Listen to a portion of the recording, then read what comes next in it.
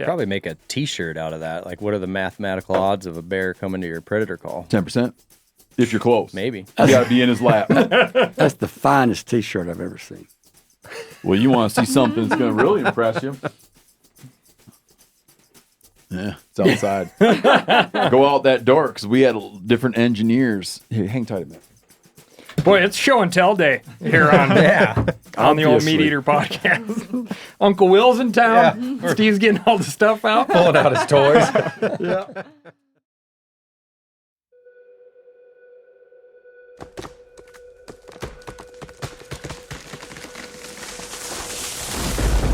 This is the MeatEater podcast coming at you shirtless, severely bug bitten, and in my case, underwearless. We hunt the MeatEater podcast. You can't predict anything.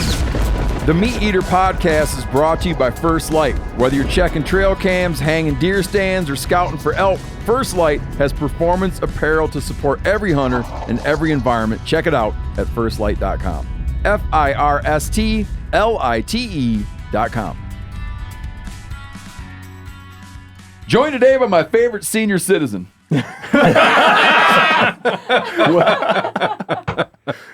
By far, Will Primos is here.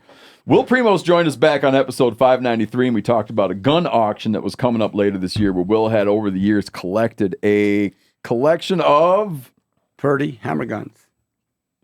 Purdey. P-U-R-D-E-Y, Purdey. Purdey hammer guns, shotguns. How many in the collection? 5. And they're nice guns. This is a valuable collection. And Will was telling us how he is donating these guns for a auction, for a conservation fundraiser. He's just giving them up, the whole collection. And I said, man, when that happens, you should come back on the show. You can come on the show anytime you want. But I said, you should come back on the show, and we'll talk about the auction and plug the auction. So we're going to get around to that and do that. And talk about some other stuff you got going on. And the organization at Steward Link.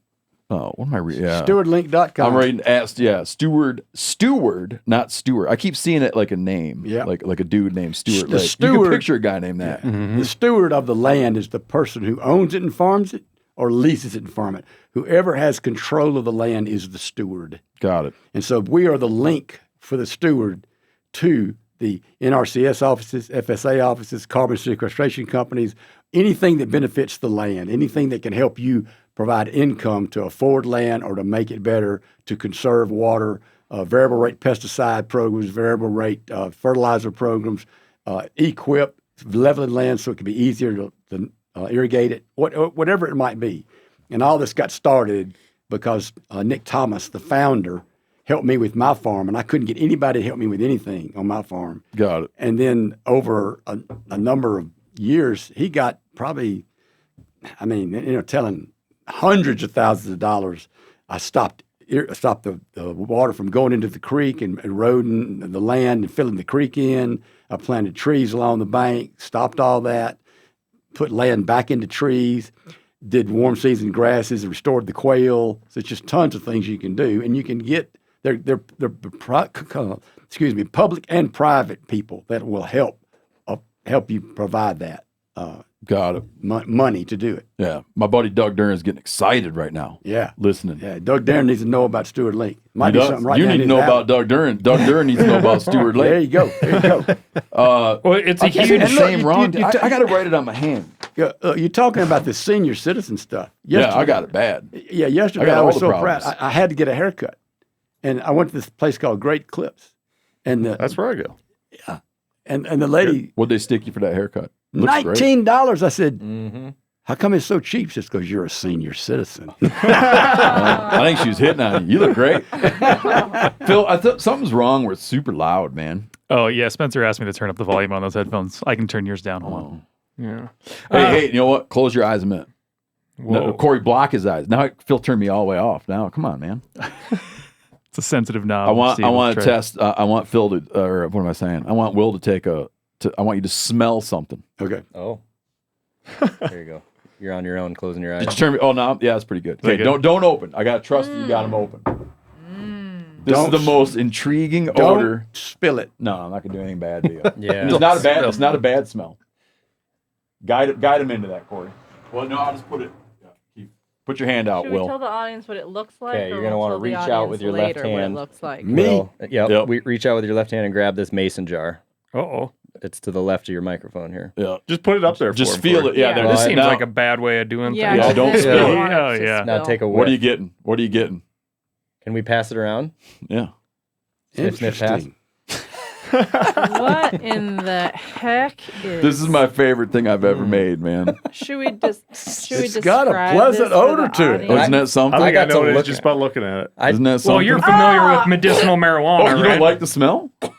Oh, Corinne went in Come deep. on, that's Corinne. an overreaction. No. Chemistry Yeah. Did you class, they drink teach it? No, you to waft I thought first. it was Or you gonna just be smell the food lid. related, but that's like chemical science class in my nostril. Chemical? Jeez. I sniffed with my You eyes can open. smell the whole room smells like man. that. Very now. Okay, familiar so smell. everybody who's listening, that's like a jar of like gonna put brains it back sitting in over- soy sauce. That's I'm what gonna it put looks back like. over but in it's Will's like zone. What is it? Oh, There's like it's the best thing in the formaldehyde planet. Get soy outta here. sauce Best thing on the brain. planet. You forgot. What is that? Is it really?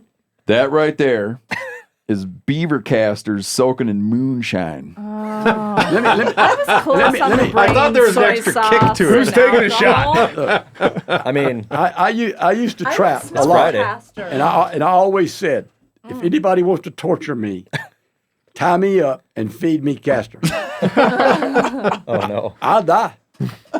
That's the nastiest smelling stuff. A little bit now and then is good. Yeah, A well, lot evidently. often is not good. Evidently. So I want to see you drink that. Well, I don't think I'm gonna though. So here's what happened. Here's why I have this. Oh, it's an intriguing odor. It is really striking. There's a famous lure maker, still alive, won't come on the podcast. A trappy lure. Lid is not there Yeah, you go.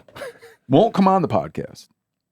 Doesn't understand what you're even talking about when you bring it up to him. Mike Marziata is his name. Oh.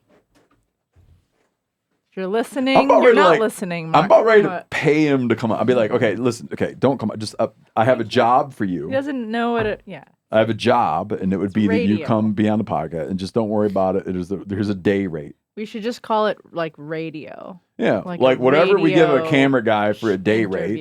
Interview. Whatever we give a camera guy for a day rate, we'd give Mike Marziata as a day rate to come on the show and talk about trapping lure. We don't pay guests. He has a column in Trapper's Post. He has like a lure making column in Trapper's Post. And in it, he's talking about how over the years, the different ways he's experimented with preserving beaver casters for lure making. And he says, like, you can soak them in Everclear. He says you can soak them in cheap wine. And then when you later grind them up to put it, because it's a kind of a universal animal attractant. Yeah. I happen to have, me and my wife quit drinking booze. So now we just have booze that just lives in the house and it never goes down. Right? So I have a bottle of moonshine that I've owned since the beginning of time. And I topped them off with moonshine, and I cannot get over just how intriguing that smells. This lure maker will pay you for that formula. Oh, maybe that's your You know trade what? goods. You know what, Mike? If you come on, you can have that job. Do you think that's safe to drink? Oh, yeah. I mean, you'd think that it would be. It's just pickled, Glands. pickled glands. But it's got this. It doesn't smell, smell like man. castor. Right. That's No. what. Yeah. It doesn't. No, I don't it's smell there. that. No. It You're may not- be there, but it's something that makes it tolerable. I think it's definitely there. Just take a big old swig of that. Seth. No. No. You don't want to get all drunk, do you? Trying to quit, you know? It looks and smells like pickled elk nuts. Mm-hmm. Doesn't smell like a pickle. Dude, take another whiff. You guys are not, Yeah, you no, guys it's are like okay. not, I'd like another. you're not thinking, We man. don't Well, have I was thinking about sophisticated elk noses. nuts when I was smelling it. It smells like castor. Give them another whiff. Corey, take another whiff. I think it smells like castor. Yeah, I don't. And Picture I don't it's handle May. beavers. Picture it's May and you're walking along a stream. Okay? I do that a lot. Okay, now take a whiff. And you've got a glass of Everclear in your hand. And you're drunk on moonshine. I just like smelling the lid. It's safer. Let's get in there. No, I did that the first time. don't spill it Yeah. in Will's lap. Yeah. Take a I kind of like. Take a swig of it. I'd drink it all, but I don't drink. it just smells dangerous. Wait, I'll pour how- it through a coffee filter and drink it. If we Yeah. can get- Like- if we can strain it a little bit. What if you consume castor? Like what? Yeah. What could happen? Yeah, like is it like packed with vitamins and minerals? Yeah, it's great for you. It's no different than eating. I mean, you can eat a whole animal. You Yeah, can they eat a whole used to beaver. There's not a Flavor beaver that's gonna cigarettes hurt with you. it. Have you ever made Ice that into cream, too. jerky? Like, what's the consistency when it's like fresh in the body? Is it more like brain? Is it more like liver? Is it more like brain, but harder. Looks like Okay. brain, but when you open it up, it's a paste. There's a Uh-huh, paste inside okay. of it. There's like an oily Should paste, and then should there's we like fry castor one day, like panko fried. Dude, there's no way I'm breaded castor. eating. No, I'm not eating that. 'Cause the smell, like Will's saying, the smell gets to you after a while. Your brain starts to think that it's like people make like apple. They'll make moonshine with like apples and cinnamon sticks. Sure. Your Yeah, like brain, apple pie. your brain starts Apple to pie think that moonshine. it's cinnamon, Mm-hmm. and you sort of want it. Take a big old swig. Should add some star Just anise take a to little. that. Have you had your I'm brain? I'm not opposed to Here, it. give me the damn. Have you had your brain You know examined? what, lately? Randall? lid on. If you take a little shot, I'll take a little Give shot me the jar. with you, I and don't then even we drink. can run No, to the the jar. bathroom. and be No. You guys are pansies. Now I'm gonna be back. I'm gonna be back to drinking. I'll drink it. There's a lot of floaties in there that I don't want to pick out of my teeth. We're one day sitting there at the dinner table, and my kid knows that we used to drink we used to drink like people drink, social drinking. And I don't know where he picked up this expression, but he was 14, and he says to me, "Dad, how long you been sober?" I'm like, "What?"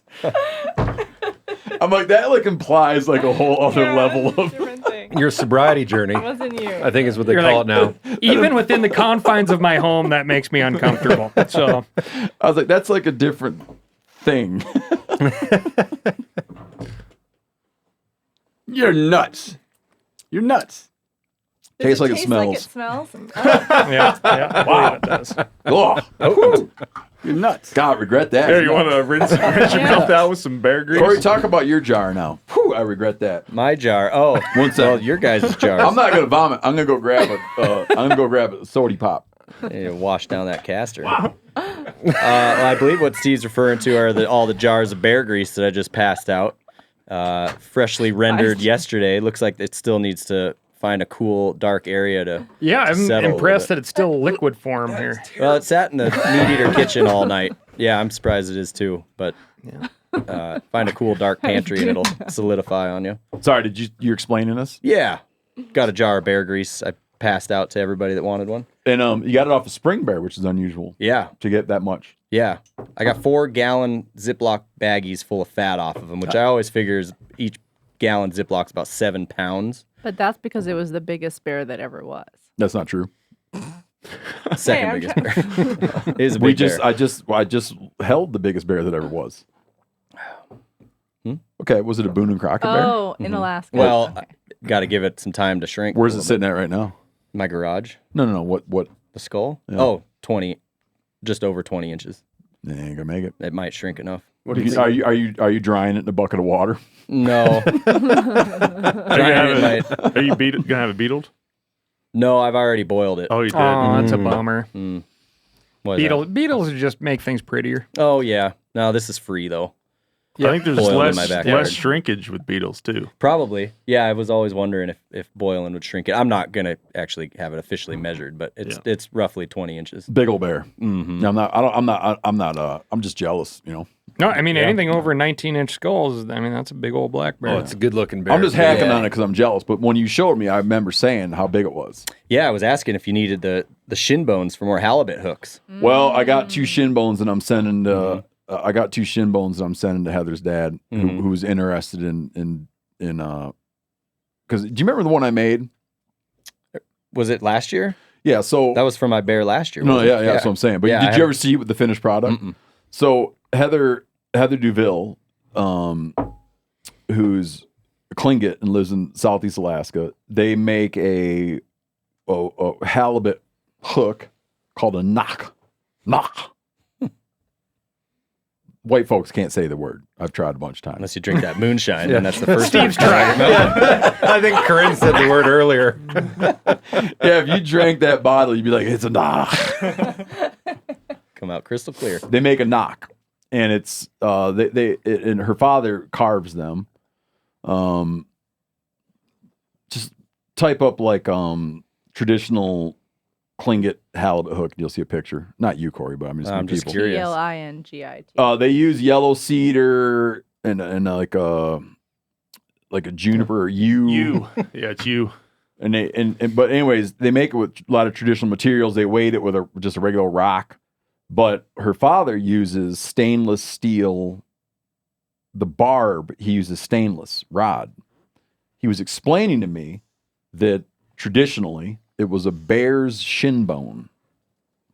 So I got from Cory's bear last year, I got a shin bone and I made a few prongs and I took one of their knocks and took the stainless off and put I basically took the shin bone, took a portaband, kind of got it roughed in, and then I ran it on what I did is I took a Benchmade belt and just slowly like for like 5 minutes. Like your work sharpener belt. Yep. And shaped that thing. I was quite proud of it. Yeah. Sent it up to him. I don't know if they've used it yet. But anyways, her dad's kind of a perfectionist, so I'm guessing that he's not happy with. He probably likes the idea, but is not impressed by the execution. It was a nice gesture. He's like, I can see what he was shooting. I'm putting thoughts in his mouth, but he's probably like, I see what this kid was shooting for. And if I had a shin bone, I would perfect.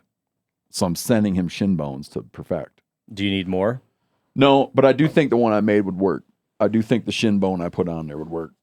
That'd be awesome. Yeah. But I don't know if they've tried it out yet. When I went out with them to set these hooks, I was skeptical. Were you there? Yeah, you were there. Yeah. We went out and set 6.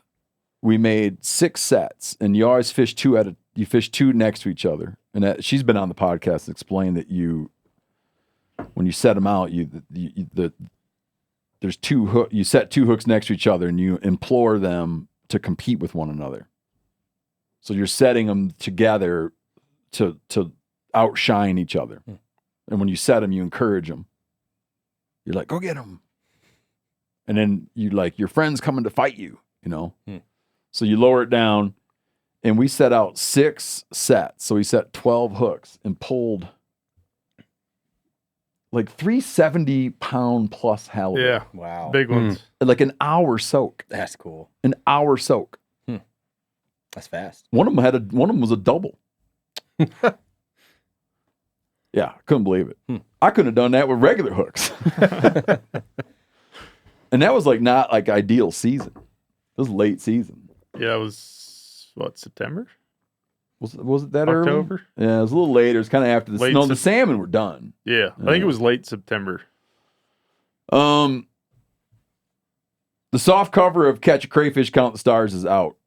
If you haven't already picked up a soft cover copy, it's out. So that's our kids' activity book. I did 2 books back to back. I did Outdoor Kids and Inside World, which is kind of a book for parents or caregivers or aunts and uncles about getting kind of the philosophy and practice of getting kids engaged with nature. And then the follow-up was Catch a Crayfish, Count the Stars, which is like an activity book for outdoor kids to educate, inspire, make them tougher, make them more knowledgeable about nature.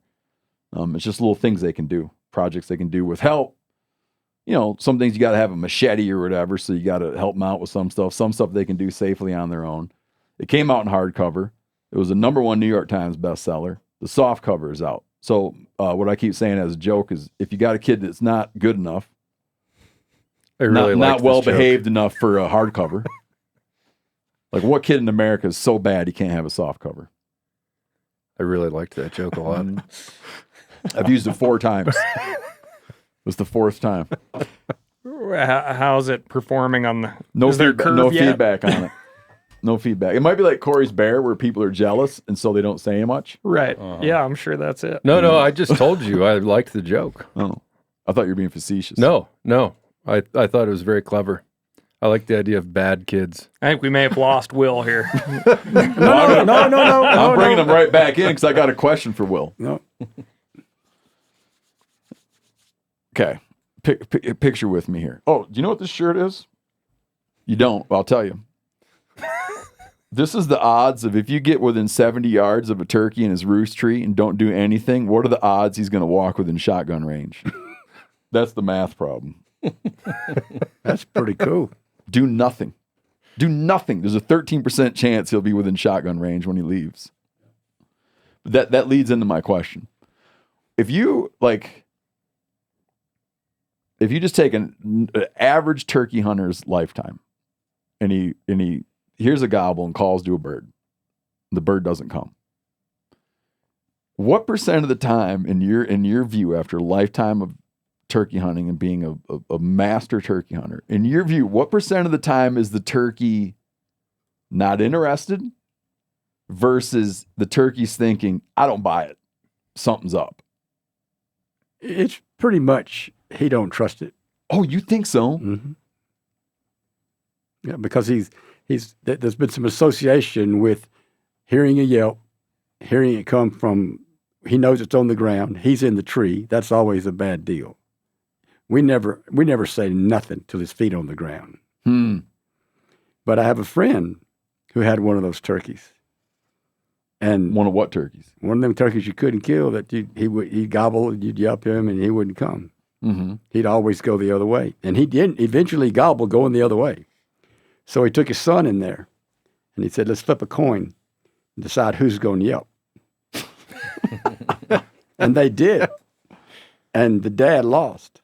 So they got on both sides of the tree, about 100 yards apart from the tree. So now they got a 26% chance if they do nothing. Well, they know this turkey, they know he's going to go. He's going to go straight, no matter, they knew. Straight away. Daddy yelped. Little David sat there with his gun up. 5 minutes later, here he comes. So you think that they're like, because you remember, you know the great famous turkey book, 10th Legion. Oh, yeah. Yeah. It's like a masterpiece, right? Like no one will ever write a better turkey book. No. Yeah, nobody's got Tom Kelly's brain. He's unbelievable. Yeah. I don't care who, what, when, no one's going to ever write a better turkey book. Like if you're writing a turkey book, stop. That's right. Write a different book. Write a beaver book. I don't know. Yeah. Tom Kelly has the thing where he has like he doesn't describe it as an epiphany, but one day he's watching some time, like it's spring turkey season. Yep. He's watching some gobblers. Yep. Going about their business. Yep. And here comes a real live hen. Yep. Yep, yep, yep, yep, yep. They never looked at her. He says they never lift their head up. And he's like, in that moment was, maybe it's not that they're, right? But because that's a real hen, dude, and they don't care. But you're talking about these turkey hunters who think they know it all, and they think there's God's gift of calling, and they're going to yelp, and they're going, and so the turkey ends up associating so much with what you're doing and the stimuli that he's getting, he learns to stay away from it. So you've gotten where you don't make a peep till they hit the ground. Oh, never. I'm gonna start doing that's a cardinal rule. Really? You don't do it. Why are you the best telling thing you can everybody do to get him Phil, interested. bleep all that out. Even if you hear other hens yelp before they hit the ground, he just knows where they're that sound's usually in the coming tree. Mm-hmm. So if you're on the ground and he's in the tree, I mean, more times than not, depending on the terrain, he knows you're down there. Right. Mm-hmm. Yep. And That's so true. what's supposed to happen? You're supposed to walk to his tree. That's why he stays in the tree gobbling. You're supposed to walk to his tree. And then he flies down. Mm-hmm. So you got to break that. So you got to make him think he's losing something. You hadn't said a word. So what we do, we take a wing. We take a dried wing. Usually it's a hen wing because they bend easier. They're not as stiff as a jake's wing or a gobbler's wing. So you got to go out and poach a hen. Huh? Well, bearded hen, buddy. Oh, okay. Just trying to think out how to get that hen thing. Like you're telling everybody to go poaching now. No, you just hunt in the fall. You have fall seasons, and Okay. you break them up and whistle them back in. Okay.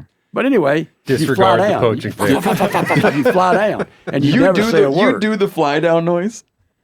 With that wing. It's tied to a string to my back because I kept losing them in the woods. It stays in the back of my vest. So is that like you're cutting the air or you're hitting the ground with it? You're touching the tree because when the turkeys leave the limb, leave the roost, they're hitting limbs and coming down. Yep. And then you go fop, and you hit the ground. Okay. And then don't yell. Wait maybe 2.5 minutes, scratching the leaves. Yep. Don't open your mouth. Yeah. Take the guy's call away. He's going to screw it up the instant he tries to yelp at her. Man, I've never used AI in my life, but I'm going to use it right now. Well, no, I have because I used the Merlin app, but I'm going to use AI to make him say all the opposite. And then I'm going to be the only one that knows the truth. So we had a similar question yesterday on when we did the MeatEater Live. We had somebody ask about using a predator call or fawn in distress call. I think I brought up the fawn in distress call for black bears. And I'm very much of the opinion that if it's kind of a two-sided thing. If you just want to kill a bear, then you risk not getting a bear by using a fawn in distress call, in my opinion. How so? Because small bears will go the opposite direction from they're it. like, uh-oh. Yep, they're like, just not worth the risk. Got it. But big bears either care or they don't care. Yeah. But they don't leave the country because they're using a fawn in distress they just call. might not. I've watched many of them not pick their head up. Right. And then 1 in 10 goes ballistic. Yep, goes In 90-degree your turn. direction. And He's coming. Yep. We should probably make a T-shirt out of that. Like, what are the mathematical odds of a bear coming to your predator call? 10%. If you're close. Maybe. You got to be in his lap. That's the finest T-shirt I've ever seen. Well, you want to see something that's going to really impress you. Yeah, it's outside. Go out that door because we had different engineers. Here, hang tight a minute. boy, it's show and tell day here on on the old MeatEater podcast. Uncle Will's in town. Yeah. Steve's getting all the stuff out. Pulling out his toys. Yeah. That's it. Yeah, that's another version. Blocking the camera. It's another version. Therefore. QED. B equals 0 over 360 times 100 and sin 1/4. I don't know who Paul Knack is, but he's good. That is crazy. No, it's a good little formula. A guy wrote in. We got a listener question. The guy wrote in. He's been struggling with some beavers. Yeah. And then he's saying he thinks that beavers attacked his canoe. Mm-hmm. I disagree. Think that's a bite from It the is. picture? Porcupines. His canoe got attacked by a porcupine. Yeah, that's what I thought too. His canoe got attacked by a porcupine. That ain't a beaver. I don't think beavers just chew on random stuff. No. You need to qualify where the canoe got attacked. Southwest Wisconsin. You want to see the picture? Yeah. I got you. Oh. But if you were from Mississippi, it was not a porcupine. Oh. No, That's a good point. He's in porcupine. He's in Indiana. porcupine country. Yeah. Porcupines will eat tree stands. They like treated plywood. They like. You know what they like? Axe handles, because you just sweat from your hands getting on the axe handle, wooden axe handles. no porkies in Mississippi, huh? They just don't exist down there. Really? Speaking of porcupines axes, are Yankees. when you say axe handle, one of my favorite saying is, "I'm as scared of her as a possum is an axe handle." That's what I think I'm of. gonna start using that. Yeah, I've had them chew on my fly rod cork handles. Yep, sweat. In the wilderness. Yeah. My dad had a cabin. He's telling me that they had a cabin. He said you kind of like people would walk out the door to take a leak, and there was a stump, and you would naturally. It was just like a human fire hydrant. Like anyone that like went out the door, they'd go slightly left and pee on a stump. And he said the porcupines were always out there gnawing on that stump, just from the minerals and stuff in the Like mountain urine. goats. The guy wrote in, but that's really complicated. Battle with beaver, covered that. Oh, here's a good one for you, Will. Opinions on keeping freshwater fish in a small boat.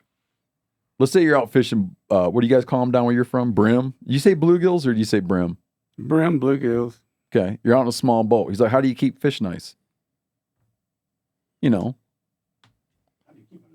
Yeah, like if you don't ice ha- or a you don't stringer? have a big old ice chest. He's just asking, how do you keep put them in a basket in the water. You keep them breathing and alive. You like the basket? Same way you do an alligator. You catch an alligator, you don't kill him. No, You tape his mouth up and you tie his arms up behind his back. You keep him alive till you get him to the butcher room.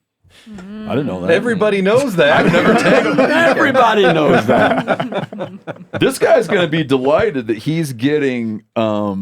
He just thought he's going to get advice from us guys, but he's getting advice from Will Primos. If you want it fresh, keep it alive. Makes sense to me. Totally. If you guys have any thoughts on if my stringer and what's he got going on now? Sorry. Our brim game up here is pretty weak. I would love some easy access to like throwing some slip bobbers for like bluegills, big bluegills. Look, I just That'd be awesome. got back from the Wind River Canyon, Mhm. and this guy was using a balloon as an indicator, you know, and it looked just like a cork. And I kept saying, "Did you see my cork move?" And he goes, "Do what?"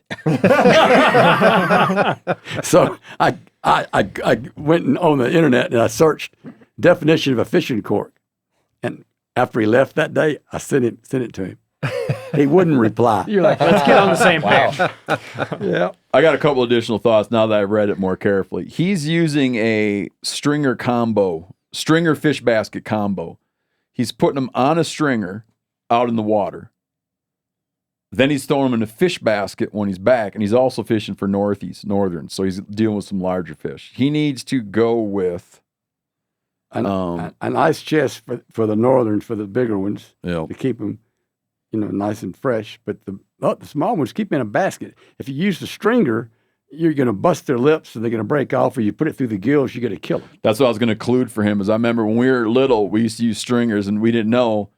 So we'd always run it under the gill cover. And then it hurts. You got a bunch of dead fish, and then later learned to prick them with it. But it's for bluegills that doesn't really work. We too would put them on stringers, but the last time a water moccasin wrapped around that stringer, I'm done. My kid recently, he was down fishing in the creek down the road from our house, and they caught some trout, and he had them on a string, and then he looks down there and there's a big old crayfish messing with his trout. So him and his buddies came home and they fried their trout up and boiled that little crayfish. It was a nice crayfish. They had nice little surf and turf. Whatever. Surf and surf. Yeah. Fish boil. There you go. Yeah, boil. They had a nice little boil. Okay, here's one. I'm curious to get your thoughts on this. A guy was at a turkey hunting, like a turkey derby, North Carolina Strut Masters or something like that. He was dismayed by the field care he witnessed, where you're weighing birds, and so people got their birds hung up with the guts in them, out in the sun, not chilled. And then he was saying that he saw a tremendous amount, some people not even taking the breasts, but a lot of people not taking most people not taking the thighs and legs. What do you think about that? Wild turkey is just so great. The breasts, the legs, the thighs make the greatest soup. It's just great. If you just learn it, you just got to deal with it. Yeah. But leaving the guts in, I draw them, that's what you call it. Yeah. Yeah. I draw them instant I kill them before they're hardly finished flopping. Yeah, because that stuff smells, man. Yeah, that stuff goes bad. You cut a slice there at the bottom of the breast, and you stick your hand there and grab the biggest thing you can find, which is going to be the gizzard. That's going to be the gizzard. If you can grab hold of it and get it, and whoop, it's all coming out. Got it. Now, if you got to weigh them, because I'm not interested in winning some turkey weight contest, so I like the meat better than that. So I'm drawing them. I lost a turkey contest in Elroy. I think it's called Elroy, Wisconsin. Is there a place called Elroy, Wisconsin? I don't know. Yeah. Sure. I joined a turkey derby, but I gutted my bird and brought it down, and I was the leader on the board, and then a guy beat me by a few ounces. And all the old guys in the bar thought I was the dumbest guy on the planet. My buddy says his dad goes back in there a couple of days later, and he's sitting there, and they're still in there. He gutted the bird. Good for you. But I know this audience member was kind of appalled that there would be so many dead turkeys just pinned to a board, and it was that no one was really taking the meat out of them. So it was about salvage laws. Yeah. I'm wondering how many states have. I don't know. His final question is, my question to the crew is, what is the best way to get North Carolina to create legislation on a salvage law? Yeah, start showing up at your Fish and Game Committee meetings and introduce it, and then eventually, if you feel like you're not getting any traction, you can write into your state reps and get somebody interested in that. The people that you need to target in that case are the people who sit on the Fish and Game Committee at the state level. I'm a big believer I love salvage laws. I understand like arguments that like, oh, it's Big Brother telling you what to do, but I like them. I like how detailed they are. I like salvage laws. Are they per species? Mm-hmm. Yeah. I see. Or they'll Okay. spell it out like ducks up to the size of a see. mallard. Mm. Right? An interesting little thing here, and it's still, even though Montana rolled back some salvage laws, but in Montana, is it Montana you still, like, I think the wing, you gotta keep You gotta keep the wing meat. in Montana, you gotta retain the wing meat, which I that guess is we love strict. our wings up That here. is strict. I think for this there's a turkey lot of meat on the wings. contest, Yeah. there is a lot of meat on the Yeah. wings. For this turkey contest, if you want to just make everybody happy and not feel like they're wasting good stuff, is you got to contract out with like some sort of a mobile food truck cooking service. He said they do that. That's what they And do. then, It's just an extra fee, and people aren't paying the fee. people can't just jerk the hide off their turkey and throw the carcasses and That's what he says. at least make stock. I put up a ton of stock every year, and that definitely is part of why I like killing a bunch of turkeys. But yeah, turkey stock is amazing, and if you want, as long as it's fresh, you don't have to clean those birds well. You just dump it all. Cal just boils the whole bird. I do. I mean, I pull all the meat off, take the thighs. Everything but the gobble he throws into a pot. So I like to see a turkey baked, roasted whole, like Yeah, a that's Thanksgiving nice. turkey. Yeah. You like doing that? Yeah, and the wild turkey, of course, the breastbone is just sticks straight up. It's just Yeah. it's not big round like the Swift's butterball. Yeah. But you boil some water, and you dip him. Of course, you've already drawed him, so the hot water, you don't want to leave it too much. You don't want to cook the meat, but you get it just right, and those feathers will just come off, and that you're leaving the hide on. Mm-hmm. Gotcha. Skin. So then, are you brining your bird and then roasting it? You can. I've done it that way. It's not necessary. Oh, really? Yeah. You just flat clean it good, pick all the feathers off, all the wing, everything. Yeah, make it look like. And then you can stuff it if you want. I like oyster dressing the best. Cool. Oyster. Ice. I want people to know that we know that it's not turkey season anymore. Oh, it depends on who's watching. This is the last weekend in Nah, Montana. it's We'll wrapping figure that up. out. It's wrapping up. Hotter than hell. Manana. Yeah, It's but wrapping I don't know. I could talk turkeys anytime. Oh no, I love talking turkeys. You got like a turkey man here. I had a guy one time who was in the poultry business describe to me. He lumped turkeys into two categories: sharp-breasted and round-breasted. Oh. And he would say a wild turkey. He said that's a sharp-breasted bird. It's sharp. Yeah, it's a good way of describing it. Mm-hmm. And they can be pretty dry, so you can inject them with butter when you bake them. Yeah. Because that wild meat can be very, very dry. I would use oven bags. And I thought the oven bag with brining a bird, you never got a dry bird. Great. They were fantastic. Good plan, yeah. But I'd take the legs off because they just wouldn't. They wouldn't cook to the same degree the Yeah, breast you gotta Yep. cook them slower and more. And you put the legs in a crock pot. Yeah. And it falls off the bone. Or buddy Jesse Griffiths just taught me you basically turn your turkey leg into a smoked ham hock. Mm. And so I just did 4 turkey legs like that. So I throw them into something. I brined them in like a cure style brine, smoked them, and then I just vac sealed them for doing like big things of collard greens or something like that. Throw them in there for. Sounds good. Yeah. Yeah. I'm getting that castor taste out. Slow. How long has it been? Here's another advice thing from, okay? Another guy wrote in looking for advice, but we're going to put it to you. Okay. This is like put your thinking cap on. Okay. It's like a math problem. Oh. Okay. Okay. He's wondering about how to tip a guide. So tipping a guide. Okay. Oh. Ready? We got former guides in the room. You guys will have an opinion about this. Oh, always. Okay. Put yourself in the hunters. Don't put you guys. So Cal, Cory, you're in the hunter's perspective. And Randall. Randall's fishing guide. Oh, you've done some guiding. Okay. You're in the angler's perspective, not the guide's perspective. Yanni said when he used to guide and the clients would come in, he goes, you're always looking for subtle cues about who's got the most money so you can get paired with them. That doesn't always work out that way. Nope. I had a guy one time spent the whole week. I fished him for like 6 days, and he'd won the trip, so it was a free trip. And he kept asking me all week. He's like, "So, Walter takes care of you, right? Walter takes care of you, right?" And I was like, "Man, it's really thoughtful of him that he's so concerned that I'm being fed and housed and that my summer's going well." And at the end of the week, he got on the plane and he stuck his head out the plane and he said, "Walter's taking care of you, right?" And it finally clicked that he was checking to see whether or not he needed to tip me. Yeah, because it was a free trip. It was too late. Quick threw a rock through the windshield of the plane. Said, hold on a second. Okay, ready for this? Pocket knife. So, you got to think. We're giving it hit numbers here. You're a businessman.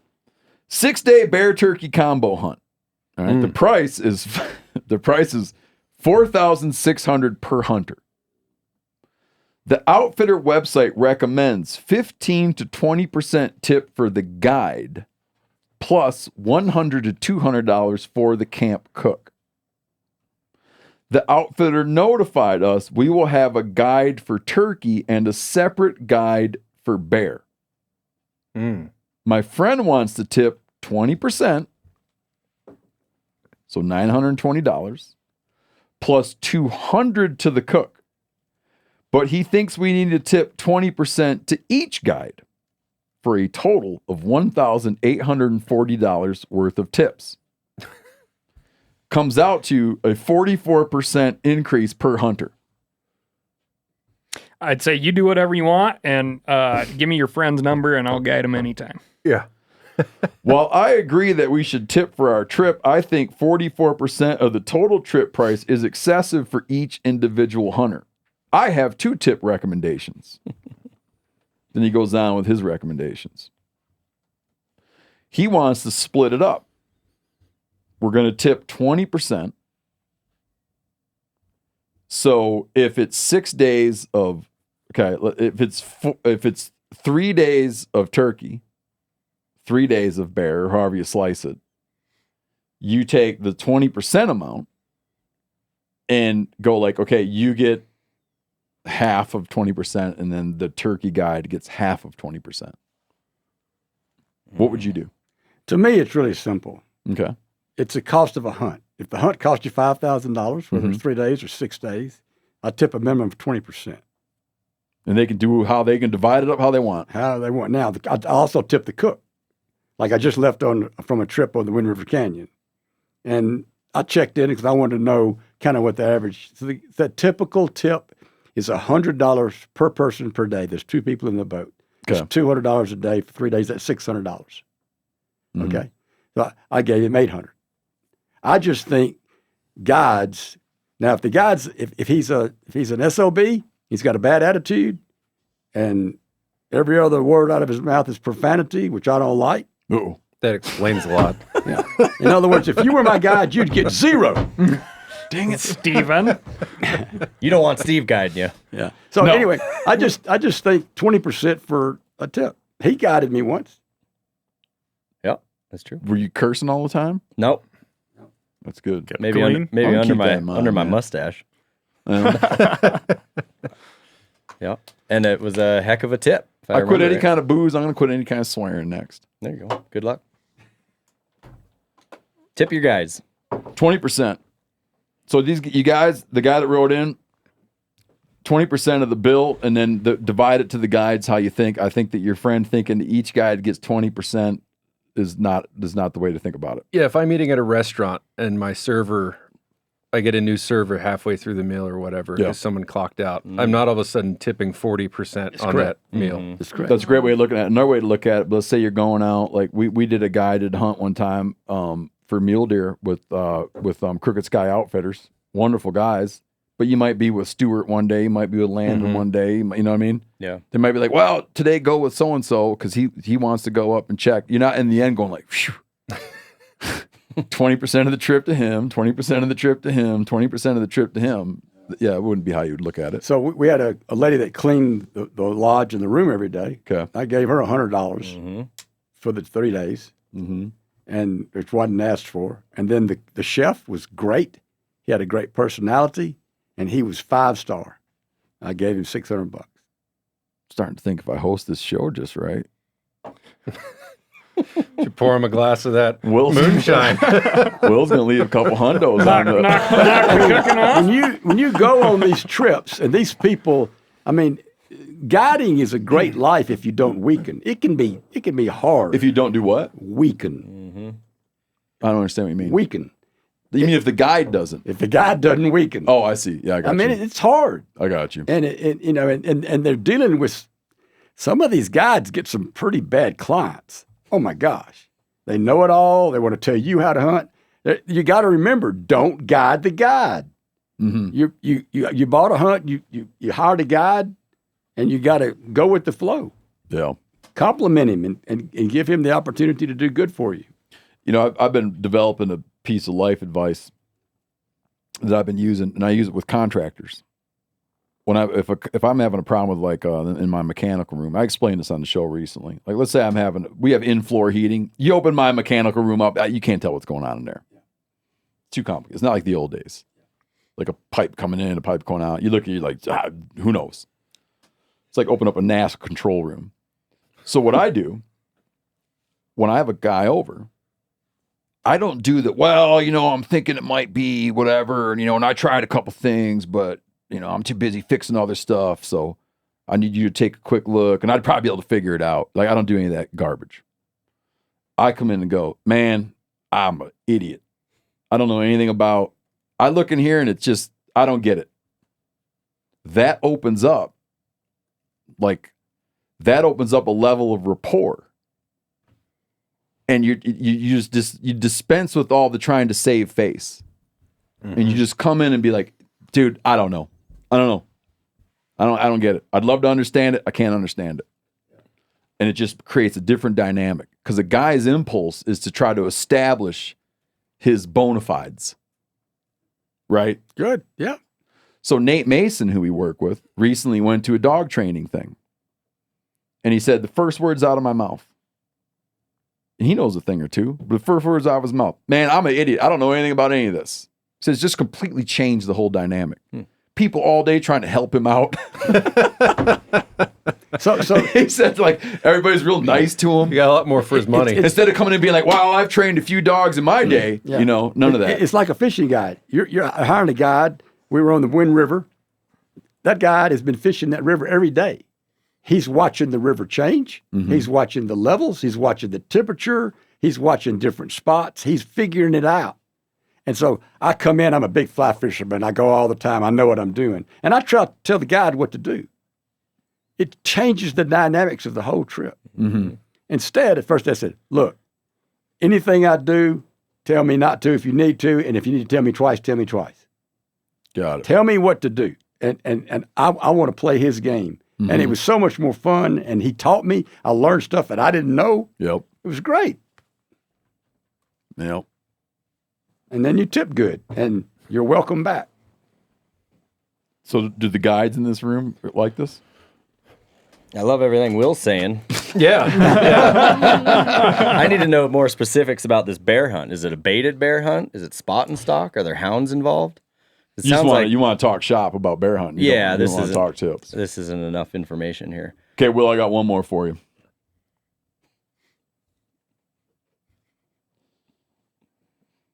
You ready for this? Guys, no, gents. Sorry for the title. The title is Turkeys versus Grouse, Mortal Enemies. He said, sorry for the title. I wanted to grab your attention. In all seriousness, however, this has been on my mind quite a few years now. Maybe you folks have heard of this discussion before, and maybe you guys think it's nuts, but I'm telling you. There's a good amount of northern Minnesota outdoorsmen who keep repeating what I believe to be a rural myth. That myth is that turkeys target and kill grouse, and grouse nests eggs. He says he has had over 15 people tell him that turkeys are killing the grouse. Are they all from the same family? It's a large family. I don't know about that. Do they suspiciously have a freezer full of grouse? No, I mean, if you watch domestic turkeys, not like in your high density facilities, right? But like your normal barnyard, I don't know, vanity turkeys, we'll call them, scratching around. I mean, they'll get into anything, curiosity stuff, and it's not uncommon to like throw eggshells out there for a little added calcium.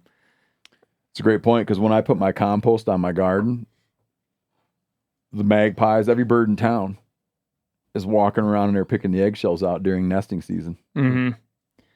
So it wouldn't surprise me if a handful of turkeys take advantage of something like that, but I don't think it's going to be a primary food source. Or it would be, I mean, it'd be really interesting, right? If they're it'd be like a fisheries biology study, right? It's like, how much mass can that landscape support?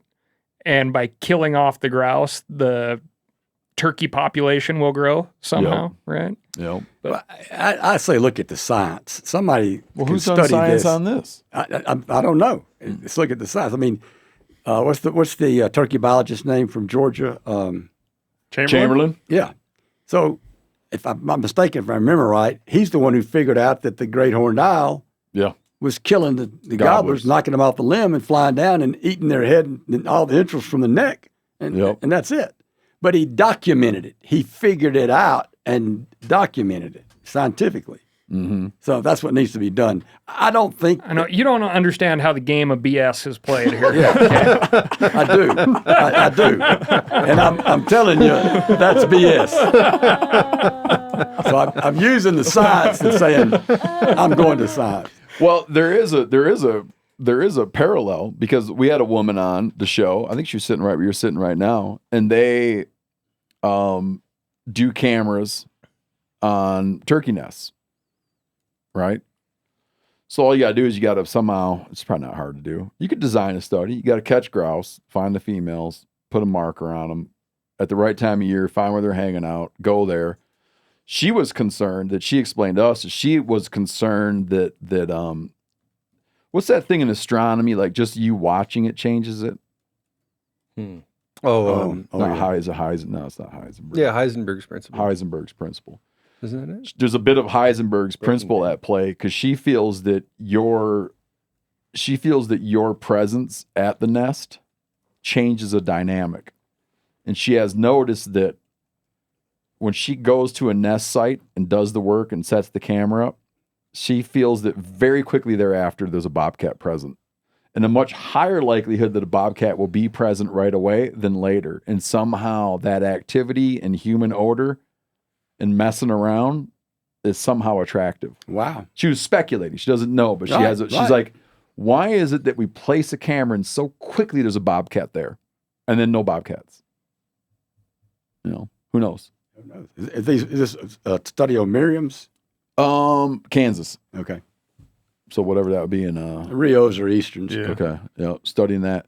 But yeah, it'd be an interesting thing. But I'll tell you one thing that changed my life and how I view wildlife is, you remember maybe it was a decade ago, someone had a trail cam image of a whitetail deer that walked up to a robin nest and ate some of the chicks. And I'm like, okay, all bets are off.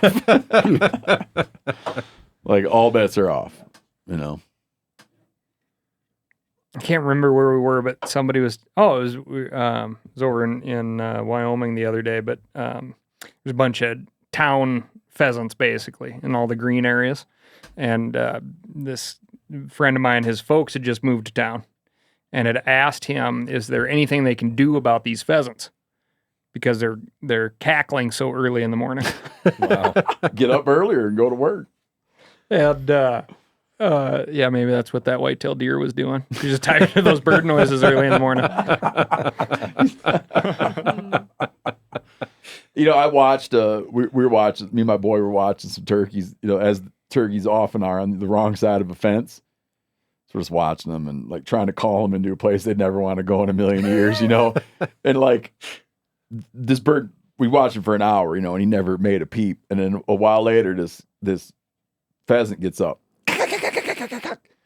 And he's doing those low flying, like flying cackles and gets over that turkey's head and pow! Hit it. Hit like a good shot gobble off that rooster. All right, well, tell us about the gun auction. Well, these are... what if people want to see what they look like, what can they type into their phone? thetruthaboutconservation.com. Oh, just to see the actual things.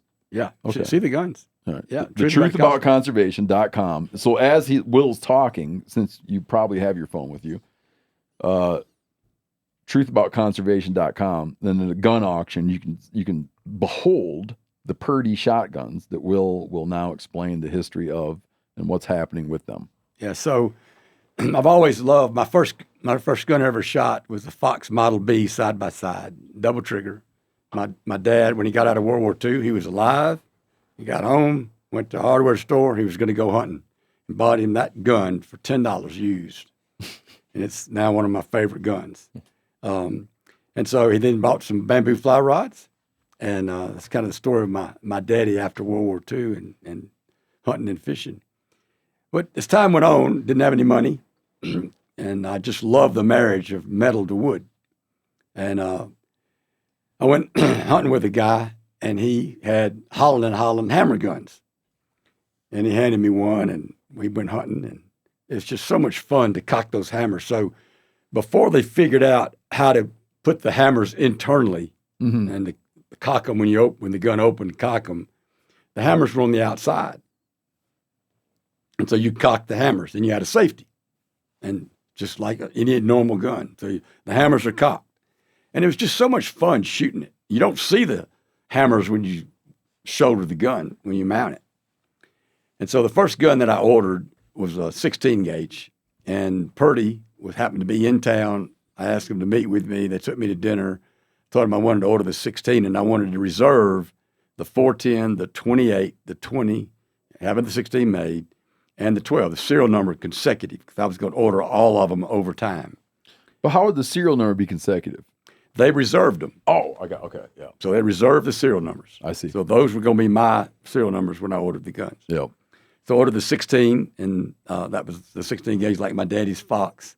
And so I just loved hunting with a gun. I killed whitetail with it, turkeys, squirrels.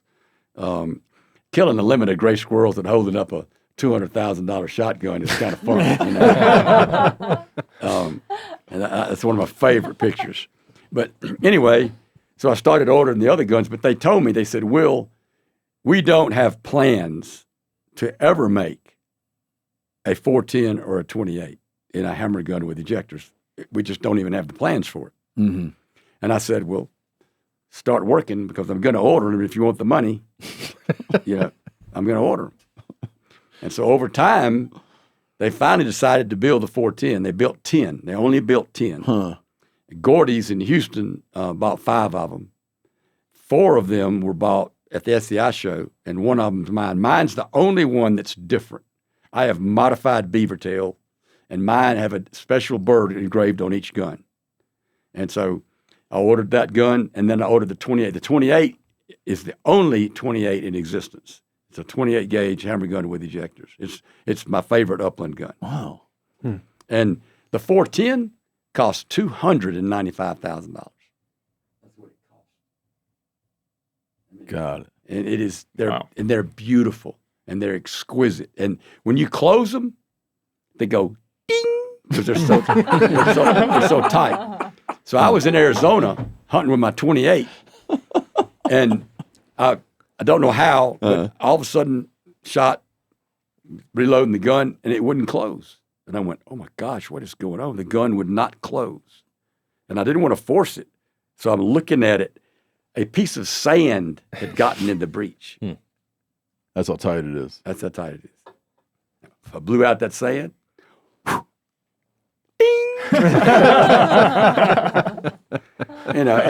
And so I just, the guns were just a joy to shoot. They're a joy to handle. Of course, they're all fit to me, made measurements for me. But when we did the initial gathering of information, all these conservation groups, the Congressional Sportsmen's Foundation, DU, RMEF, NWTF, and Quail and Pheasants, came to my home in Mississippi, and we took them out to a real nice sporting range that has Helice, Helice. Some people call them ZZ bird targets.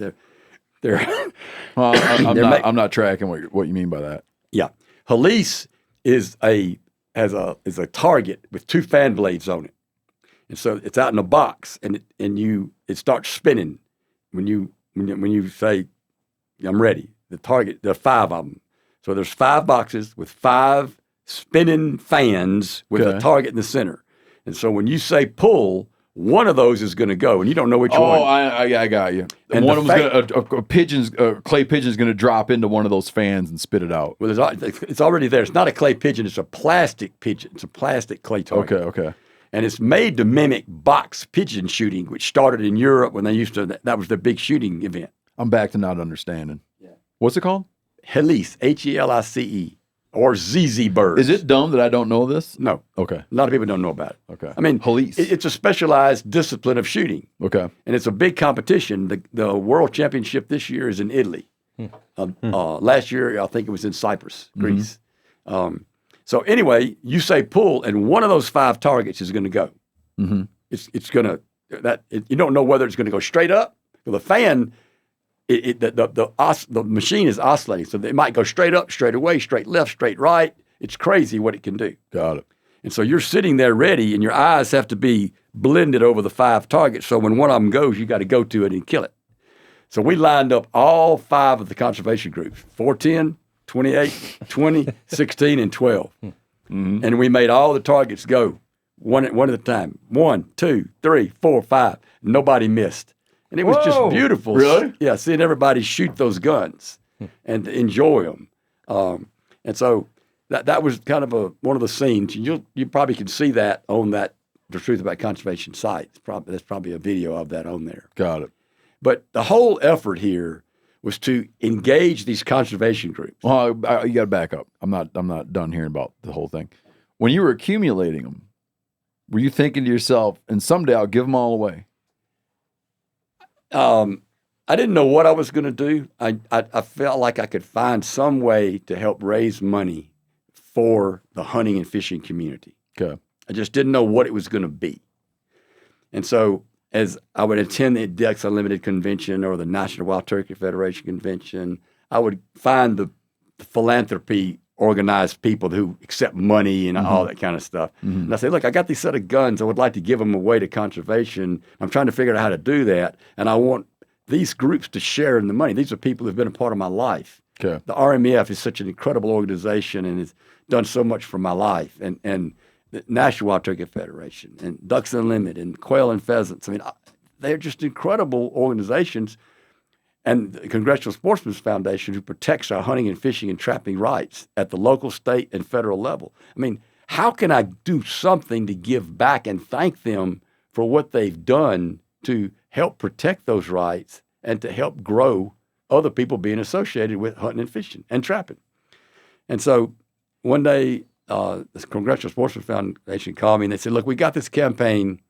It's not hunt, fish, listen. It's I hunt, I fish, I vote. Got it. And they said, we want you to be a part of this campaign. I said, look, that's fine. I'll do that. I'll do it if you want me to. I'm not really interested in being a poster boy, but I will. I said, but I've got these guns. How can we leverage these guns? How can I cause a ripple effect? How can I throw a little pebble into a perfectly still body of water and have it become a wave? Those are my words. And I was talking to a lady named Corinne Johan. She was the director of marketing. She's no longer there. But she says, let's think about it. Let me talk to Jeff Crane, the head of Congressional Sportsmen, and to Kevin Perry. Let me see what we can come up with. She calls him back and she goes, so you want to give us these guns and then we think we can auction them and all the money and the proceeds, and you'll have to have them appraised, and anything over appraised value can be written off because they're going to go to all 501c3 public companies. Okay. And so that's how it all came about. And that's what we did. We created the campaign, articles in all these magazines, alerting everybody. So hopefully some guy that's got a real nice nest egg who wants to give back to conservation will pay more than their appraised value. Are you guys being public about the appraised value? Is there a minimum? I don't know how. Rock Island is the auction house. They auction off the finest guns in the world. Okay. And we chose them because there is That's who we bought that punt gun from. Yeah. Rock Island, yeah. Yeah, we met those guys at Pheasant Fest this year or Quail Classic, and we ran through the whole in Kansas City. Yeah. Did you see the Primos guns? Yeah. Oh yeah. I was telling you earlier, I personally just enjoy the fact that the 16 gauge is noticeably well worn. I'm guilty. Yeah. The 16 has a little more wear on it than the other ones. Well, to me, it makes it all more valuable because you're, just like anything these days, if you can buy whatever, but if that thing has a story, it can be a lot more valuable. Yeah. And so the whole set kind of has that. Like, it is like fine stuff. Anybody can see that. You're like, this is something that is set apart by craftsmanship. Yeah. And there's a couple of those guns don't look like they've been touched at all, but I'm sure they've been cleaned but the 16 has been, because I think you put extra swivel studs in there and stuff like that. And, yeah. So I had swivel studs put on the 16 because it's my duck gun. When I'm putting out the decoys, I sling it on my shoulder. Well, little did I know, I'm scratching it back there with suspender buckles and all kind of stuff, Anyway, I had to have it, kind of touched up. But yeah, the Rock Island folks, they have a whole, it's online. I'm sure I haven't looked at it online, but I have a big catalog of the whole collection. And there is, we should look it up right now, but there is an appraisal price that has been posted. So the guns cost about $1.1 million, and they appraise for $800,000 because they are used. Oh, I see. So anything that's paid over the appraised value can be written off. Right, but those guns, no matter who they belong to, typically go for over appraised value. Yeah. Yeah, those Purdeys do, because they're a major. Yeah, but there'll never ever be another set. So Rock Island went to London and interviewed Nick Harlow, who is the curator of the London guns world, and he sits right there and says, "This will never been done, and it'll never be done, not again." Yeah, one of a kind. One of a kind. Yeah. So anyway, you go and you think about what somebody can do. So what I want is for other people also to think. Other people have things that they've acquired in life. Yeah. That are valuable. I'm touching one right here, buddy. Okay.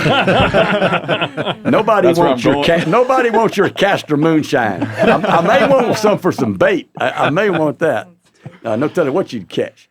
But anyway, so other people hopefully will start a ripple effect in that way. Yep. That other people can say, well, I've got this beautiful painting, or I've got this gun, or I got this, and I'd like to give it to Congressional. I mean, they are working their butts off, like the Colorado initiative to stop all the anti-hunting stuff. And if they don't get on the front end of it and provide the money and the resources and tap into all the people that they have access to tell the story, we're going to lose. Hit me with a couple more details, just for folks listening. The auction. What are what is it? A specific? Sorry, I'm having a hard time communicating. Is it like a specific moment? December 5th to December 7th. Okay. the Purdeys. Like you got to have so it's not like open for a long bid process. It's a 48-hour bid. Yeah, it's going to start and it'll probably be the fifth, 6th, and 7th. It'll probably be the 5th and 6th. They haven't narrowed that window down. I'll be there for the auction. Oh, you will? In Dallas, yeah. My wife and I will. Well, man, I got to check what I got going on. 7th is Pearl Harbor. It's an auspicious day. Yeah, really. That's pretty exciting, man. Yeah, it is. And you know, I just can't say enough about these organizations and what they've gone to bat for us. And all of us hunters and fishermen and trappers. And if we can do something, we should. That's generous of you, man. That's real admirable. Sounds like such a cool collection, too. Yeah. You know, after I got the 28, you know, my wife was looking at the order, you know. It's real expensive. And she says, I'm going to go to Juniker's. That's a really fancy jewelry store in town. I said, okay. And she goes, I'm really looking at a really nice ring. I said, you can't catch me.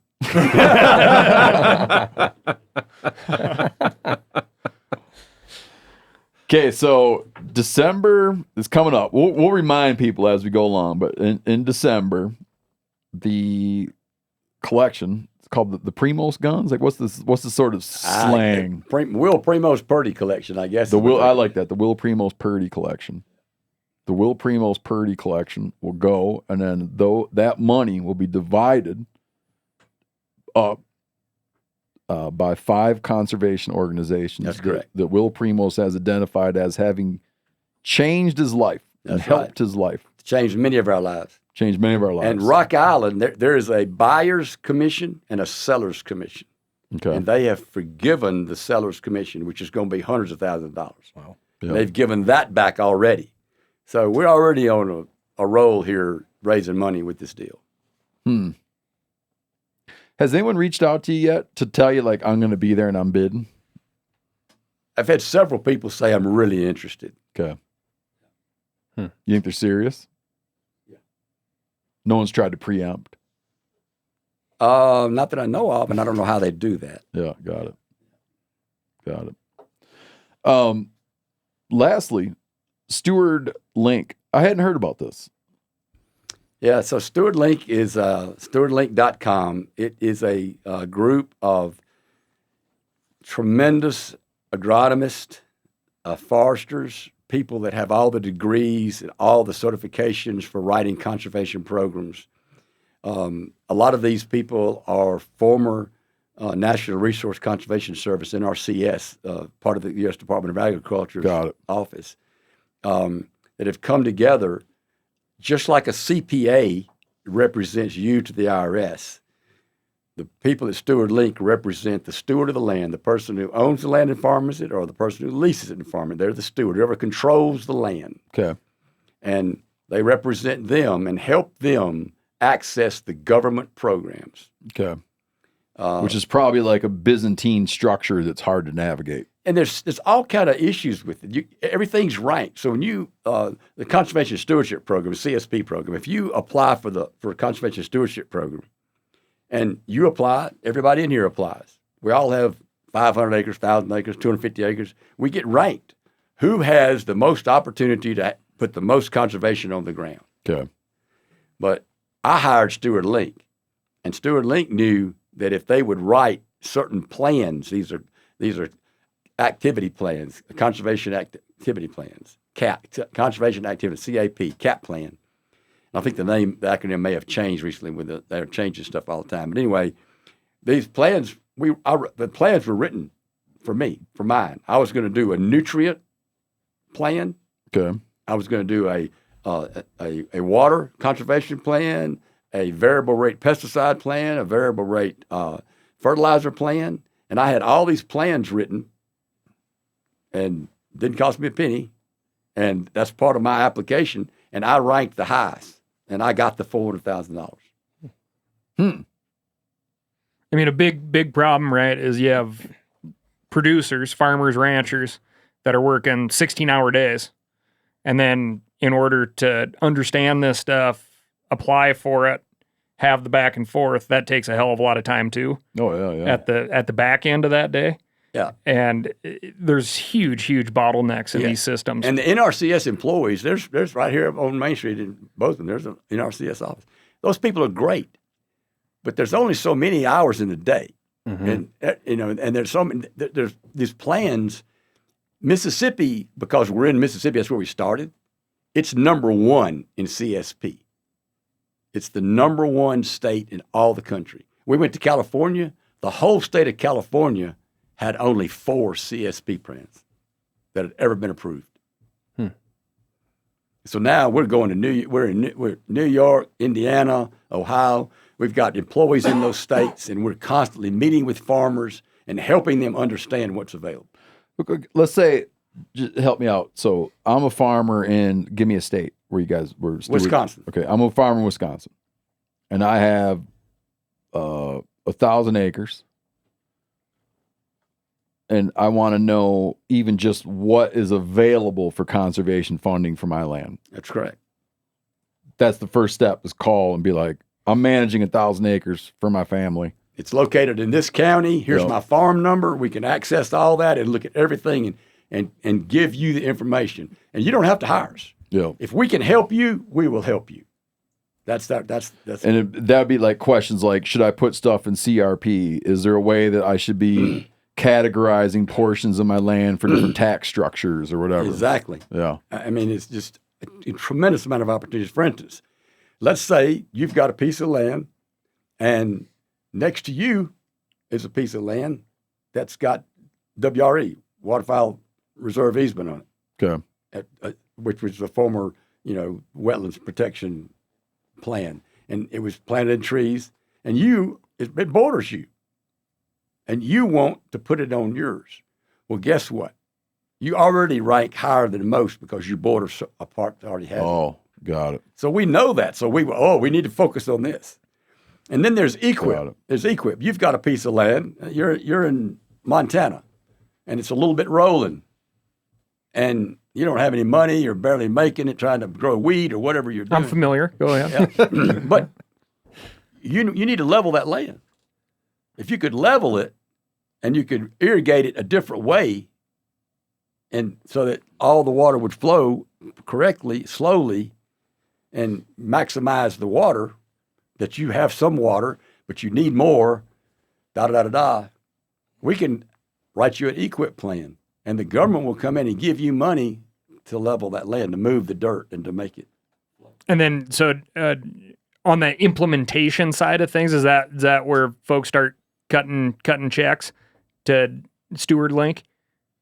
Steward Link you don't pay Steward Link a dime unless you get approved for a program. Nice. And then you don't pay Steward Link a dime until you get the money. Let's say you qualified and you've qualified for a $400,000 program. You get the program, you pay Steward Link typically 20%. You get the money, then you write them a check. Yep. Cool. So you don't spend anything. I don't want to get too far into the details here, but does that 20%, that's got to come out of pocket though, because you got to put the grant on the ground. You're not paying the 20% until you get the money. That means you've got it and it's happening. But let's say I apply and I get $100.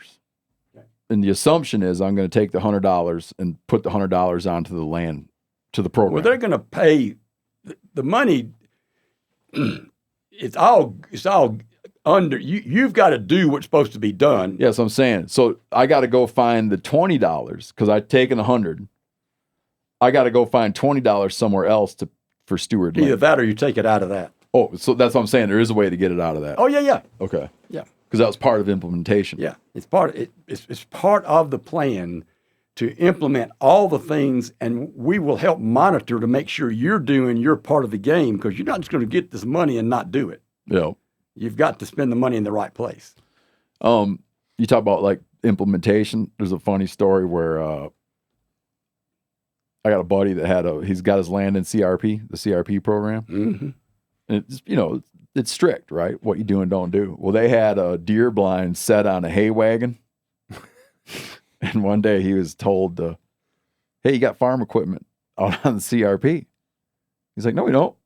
And he realized it was a blind on a hay wagon.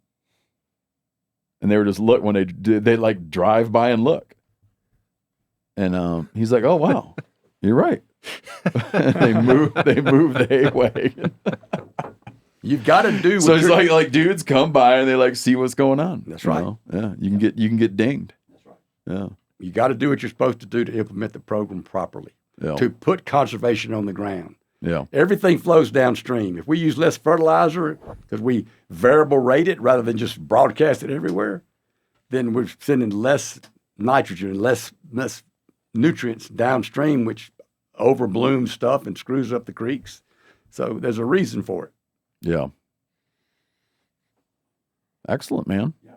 And anything else you need to tell us about from Will Primos land?